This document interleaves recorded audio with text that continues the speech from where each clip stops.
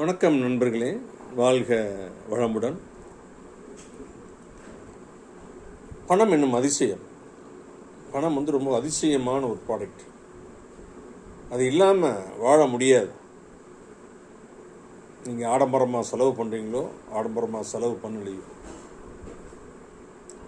காலையில் எந்திரிச்சாவே ஒவ்வொரு ப்ராடக்ட்டுக்குமே பல் தேய்க்கிற ப்ரஷ்லேருந்து, பேஸ்ட்லேருந்து, காஃபி டீலேருந்து நம்ம வாங்கிறதுக்கு பணம் வேணும்.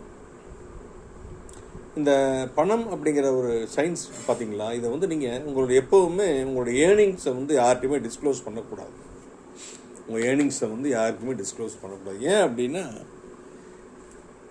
நம்ம என்ன செய்கிறோம் அப்படிங்கிறது தெரியக்கூடாது. அந்த ஏர்னிங்ஸை டிஸ்க்ளோஸ் பண்ணுறப்ப உங்களுக்கு நிறைய எதிரிகள் அதிகமாவாங்க. உங்கள்கிட்ட நிறைய கடன் கேட்கறதுக்கு நிறைய வருவாங்க. கடன் பட்டார் நெஞ்சம்போல் கலங்கிட்டான் இலங்கை வேந்தன் அப்படிங்கிறது அந்த காலம்.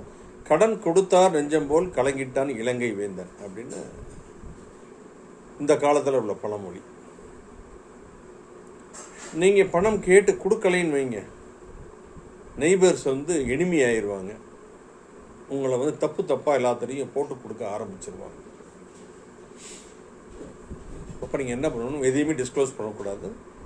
உங்கள் பிஸ்னஸில் ப்ராஃபிட் வந்தாலும் சொல்லக்கூடாது, லாஸ் வந்தாலும் சொல்லக்கூடாது. ஏன்னா உங்கள் நஷ்டம் வந்ததுன்னு நீங்கள் சொன்னீங்க, பிஸ்னஸில் லாஸ் அப்படின்னு சொன்னீங்கன்னா, இதெல்லாம் சாணக்கியர் சொல்கிறார், இதெல்லாம் சீக்கிரட்டாக வச்சுக்கணும். உங்கள் பிஸ்னஸில் நஷ்டம் வந்ததுன்னு சொன்னீங்கன்னா யாராவது உங்களுக்கு கொடுக்க போகிறாங்களா? கொடுக்க போகிறது. அதே சமயத்தில் நீங்கள் உங்களுடைய மதிப்பையும் மரியாதையும் இழக்கக்கூடும். யார்கிட்டயா கடன் கேட்டால் கொடுக்க மாட்டாங்க. வெளியில் நீங்கள் தலை காட்ட முடியாது. யாராவது நீங்கள் பணம் கொடுக்கலைன்னா கூட யார்கிட்டையும் சொல்லக்கூடாது.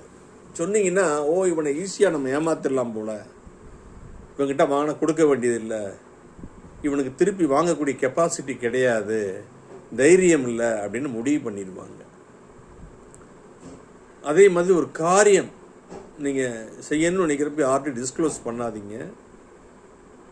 சிலர் டிஸ்கரேஜ் பண்ணுவாங்க, சிலர் பயமுறுத்துவாங்க, சிலர் தன்னை விட மேலே வந்துடக்கூடாத நினைப்பு இருக்கும், பொறாமை குணங்கள் இருக்கும்.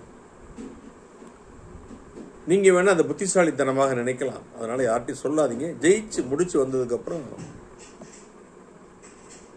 இந்த உலகம் அதை தெரிஞ்சுக்கிட்டோம். நீங்கள் இந்த பணம் லாஸ் பண்ணீங்க பார்த்தீங்களா, அது உங்களுக்கு ஒரு லெசனாக இருக்கும். அடுத்து செய்யக்கூடிய தொழிலுக்கு அது நிறைய புத்தியையும் அறிவையும் கொடுக்கும். மீண்டும் ஒரு நல்ல பதிவில் சந்திக்கிறேன். நன்றி, வணக்கம்.